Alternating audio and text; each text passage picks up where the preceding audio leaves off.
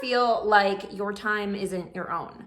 I mean, you've got kids, you've got spouses, partners, we've got team members, teachers, parents, the government, all having demands on our time and energy to complete specific activities and responsibilities. And it's really easy to feel like you don't have any control over any of it, right? So in this video, I'm actually going to share with you 4 tips so that you can take back ownership of your time and of your calendar.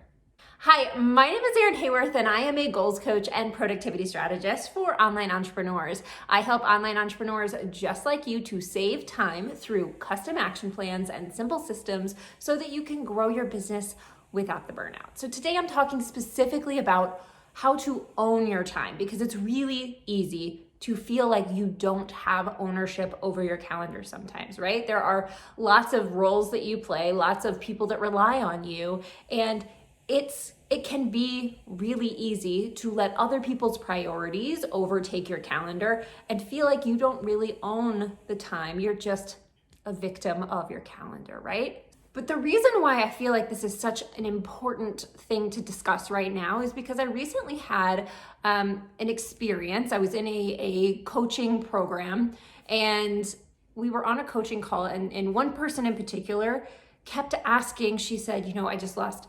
childcare. I'm feeling so overwhelmed. She had, I think 3 kids, and one of them was quite young. I think she's a year or a year and a half. And she was feeling like she wanted to work on her business. She wanted to dedicate time to her clients and to growing her business. But the constraints of being a mom, being the caregiver for her family, being the person that was taking care of the household and things like that, felt like she couldn't do that because of these constraints and needing to spend her time taking care of her kids and taking care of the home and things like that. And she was asking for help because she was like, I want to work on my business, but these are the constraints that I currently have. And it's quite a common thing. I know specifically in the last 2 years, when schools were shutting down, the entire, societies were shutting down, all of a sudden we were becoming stay-at-home parents overnight, but with still this expectation of being productive and of doing the things so that you can continue to grow your business, or even those of us that had 9-to-5s at that time as well, to still be productive and still do those things now with these added responsibilities of being the sole caregivers for the small human beings, or even some of the larger human beings in our life. And that isn't the issue that I had with it. It was the response.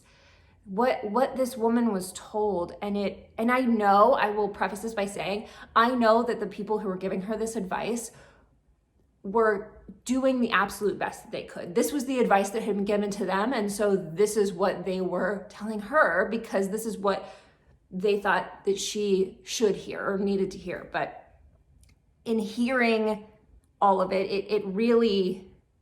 it hit hard for me. So the advice that was given was to just enjoy the season. Just enjoy the season. Your babies are never going to be this young again, and you're going to miss this when it's gone. And in theory, sure, that sounds like a great thing, but in reality, it's a placation. So, and one of the reasons why I can say that is I was her.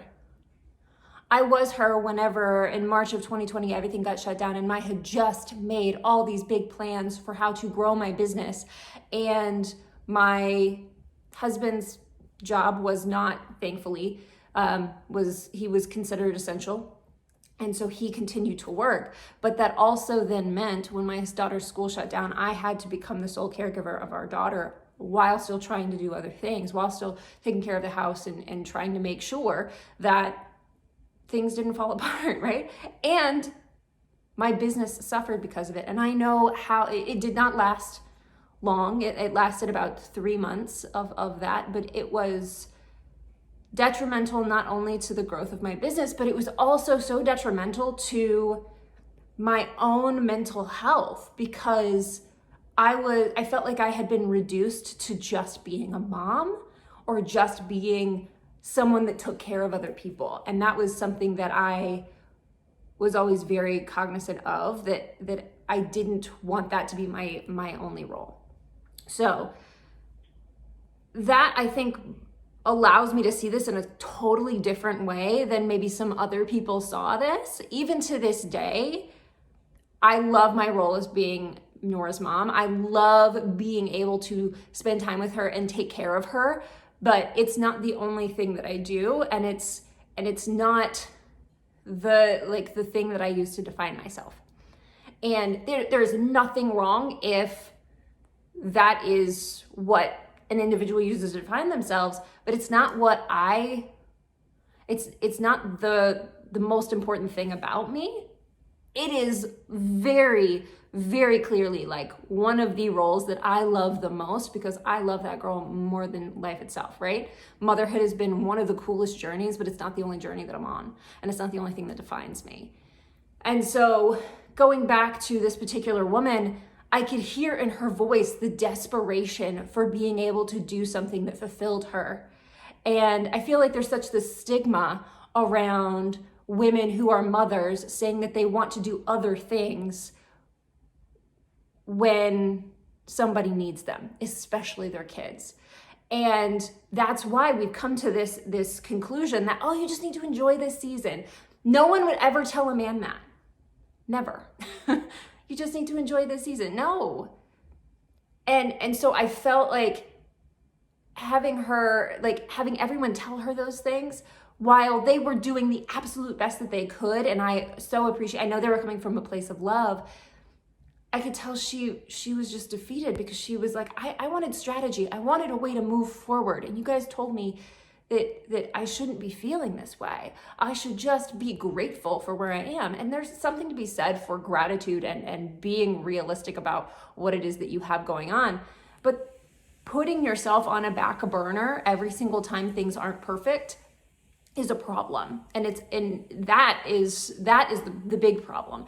And so I wanted to create this particular video because I wanted to give the women, like this particular woman, a different answer than just enjoy it. Because to me, whenever I heard that over and over and over again, I was like, she's drowning and she's asking for help. And it's like, you guys are telling her to enjoy the swim. And that's nice, like in a different circumstance maybe, but this is her reality isn't your reality right now. And if you're so far removed from it, it's really easy to give blanket advice that doesn't actually do anything. So that's why I'm creating this video, and I'm going to share with you 4 tips on how to take back ownership of your time, because it's not going to go from having no time because of responsibilities and childcare and things like that to having all the free time in the world. But there has to be part of what it is that you're doing that isn't just for everybody else. And the first step in that is taking back ownership of some of your time, because I know when you get to that point where you feel like you don't have any ownership of your time, it can feel totally helpless. And if you do even get 10, 20 minutes to yourself, you're not using it well because you've kind of given up. You're like, if I can't have all of it, then I can't have any of it, right? So that's where these 4 tips specifically are gonna come in. Okay, so the first tip is to understand what is important to you and why. So crossing things off your to-do list is great if you just want to be busy or you just want to feel like you've accomplished something. But whenever you have limited time and you actually want to use the time that you have well, you need to understand what are the things that you actually need to spend your limited time and energy on. So a really good question that you can ask specifically is, am I feeling like I don't have time because I can't cross all these things off my to-do list? Or are there specific things that I'm not getting to work on, I'm not getting to do that I actually want to do? Again, there's no shame one way or another, but that clarity can help you to really understand what, not only like take ownership of your time, but understand what you will do with that time whenever you do take ownership of it. The second tip is to be real about what it is that you are willing to do to own your time, how much time you're willing to dedicate to the things that in tip number 1 you outlined as being truly important to you. So it is a choice, right? It is a choice. It may not always be an easy choice, and it may not always be like equal choices, right? But I had the choice whenever I was in 2 years ago, in March of 2020, April of 2020, I had a choice to either put everything on pause and throw myself completely into being a mom, a stay-at-home mom. I had the choice of reaching out for additional help. I had and I will be the first to say, I know I am coming from a place of privilege, that I had my parents around me, that my husband was still working, that I know how much privilege that I had and support that I had, and it was still really, really difficult. And I'm not trying to downplay that everybody's experience isn't like mine. What I am suggesting is that the amount of time that you're willing to dedicate might require sacrifices on other things. It might require thinking about things in a new way. It might require you to say no to some things so you can say yes to the things that you identified in step number 1.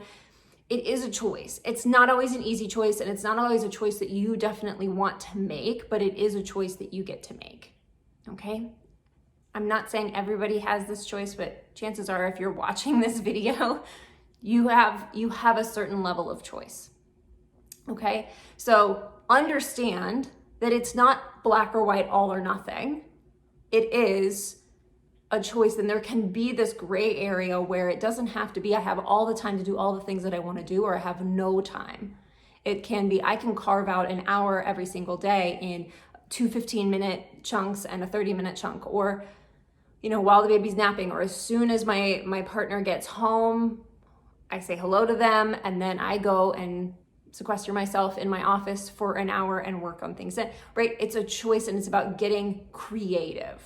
It's about stop trying to focus on so much like it has to look a certain way, and instead decide what the outcome is that you truly want and be willing to make that choice. The third tip that I have for you is to set boundaries. Now, whenever we start talking about setting boundaries, especially whenever it comes to the people that rely on us for our time and our attention and our energy and things like that, setting boundaries can seem like such a harsh thing. But to be honest, it's one of the kindest things that we can do. And the reason for that is without boundaries, you're still going to feel the way that you're feeling. You're just going to start resenting the people who are needing you. So whenever I talk about setting boundaries, again, it may not be, don't bother mommy for 8 hours at a time, or babe, I'm gonna go sit in my office for 6 hours. I can't, deal with anything right now.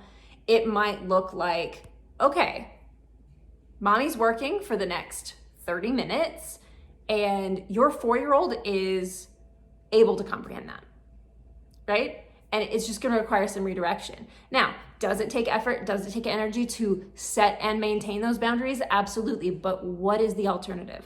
That you have no boundaries, that you feel like you're being walked all over and taken advantage of, and then in turn start to resent the people that actually need you.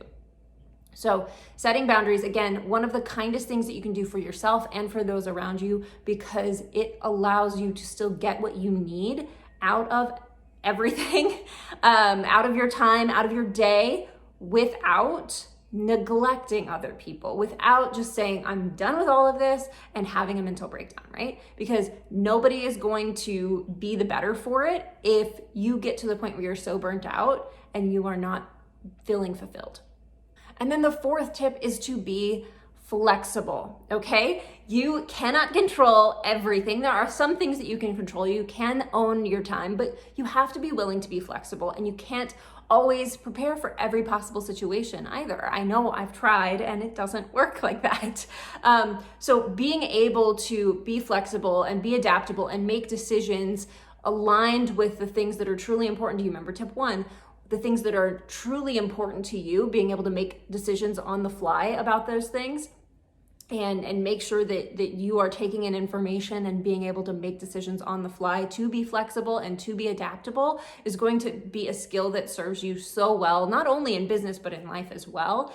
And so that way, whenever a sick kid shows up, or canceled meetings or shutdowns of any kind happen, you're able to reevaluate and say, this is the new information that I have. How do I need to move forward to make sure that everything that is on my plate that's truly important is still getting the time, effort, and energy that they really need? And while I'm at it, talking about being flexible, it also doesn't always have to look like external factors. It can sometimes be, okay, well, I've got 20 to 30 minutes to sit down and create this social media content, and you go to sit down and you're just not feeling it. Like, you don't have the energy to show up. You don't have, like, you're just not feeling creative or anything like that. And so being able to be flexible in that is going to serve you really, really well in this as well, because if you feel like you are pigeonholing yourself into the blocks of time that you actually do have free, and you have to create, and you put all this pressure on yourself, it's going to start to make you resent your business and your clients as well, or your audience members. So let's be flexible, not only about external things that come in, but also when you're not feeling productive, when you don't have the energy, and when you don't want to show up, being able to say, okay, I can't do this right now because what I'm going to produce is not the best quality that I can possibly produce. What else can I do with this time to make sure that I'm able to continue to move forward on the things that truly matter to me, and create a life that I'm truly proud of and excited to live? Okay, so now I'm hoping you can see the light at the end of the tunnel, and even if you don't have complete control over your entire calendar, you're starting to see how you can start to own bits of your time with implementing these 4 tips. If you are like, okay, owning my time, that's great, but I always find that whenever I do sit down to work, I get easily distracted, and time just passes, and I feel like I'm wasting it. You've got to go check out my video on the 9 top hidden time wasters for entrepreneurs, because if you can recognize these time wasters, you can start to eliminate them, so you're getting better results out of the limited time and energy that you do have.